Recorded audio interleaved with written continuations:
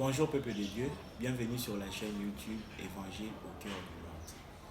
Je m'appelle le frère Enoch Moussouassou et j'aimerais partager une bonne nouvelle avec toi. Seigneur, nous recommandons ces instants entre tes mains. Laisse que ta parole puisse toucher une âme et transformer un cœur pour la gloire de Jésus. Amen. J'aimerais partager avec toi autour d'un sujet. Et si demain n'arrivait jamais? Dans les milieux de jeunes surtout, nous pensons que demain est assuré, que demain est une garantie. Alors que la Bible est en train de nous dire dans Ecclésiaste 8.8, l'homme n'est pas maître de son souffle pour la maîtriser et il n'a aucun pouvoir sur le jour de la mort. Nous vivons souvent selon bon nous semble. Nous pensons que demain est une garantie. La Bible est en train de dire dans Galates 6, le verset 7, ne vous y trompez pas, on ne se manque pas de Dieu. Ce qu'un homme aura sémé, il les moissonnera. J'aimerais dire à quelqu'un qu'il y a une vie après la mort.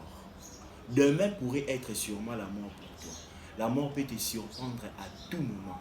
Nous nous disons souvent que si cette personne est vieille, elle pourra mourir d'un moment à un autre. J'aimerais dire à un jeune, être jeune et en bonne santé n'est pas une garantie d'avoir mis la mort sur les bancs des touches. Aujourd'hui, nous vivons comme à l'époque de Sodome et Gomorrhe. Le jeune se donne à la débauche, à la fornication. Certains prennent des alcools tellement forts et d'autres même se disent intellectuels mais prennent des choses qui leur détruisent. J'aimerais te dire que demain n'est pas une assurance. Tu peux mourir demain. Nous pouvons t'appeler cadavre même à la seconde qui suit. La vie que nous sommes en train de mener, nous jeunes, ne plaît pas à Dieu. La Bible est en train de dire que les plaisirs est inimitié avec Dieu.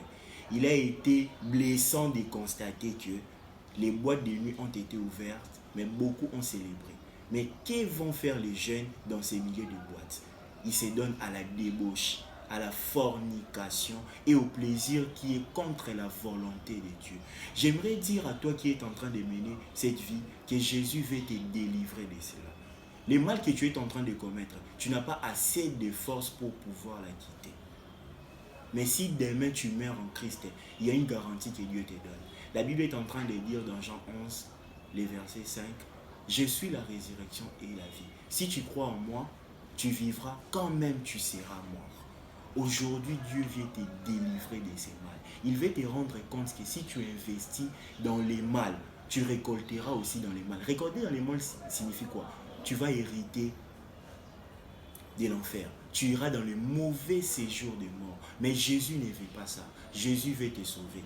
Il sait que tu n'as pas la force de pouvoir quitter ces mal. Sûrement tu as déjà essayé, mais tu n'as pas pu. J'aimerais te dire que tu peux essayer des milliers de fois d'arrêter. Tu vas retourner, car le naturel ne revient qu'au galop. Dieu a un plan merveilleux pour toi. Le plan merveilleux de Dieu est que tu vives avec lui éternellement. Et comment y arriver? Il faudrait que tu ouvres ton cœur à Jésus, que tu lui donnes ta vie, que tu lui dises, j'ai assez vécu selon moi, je vais quitter ce mal.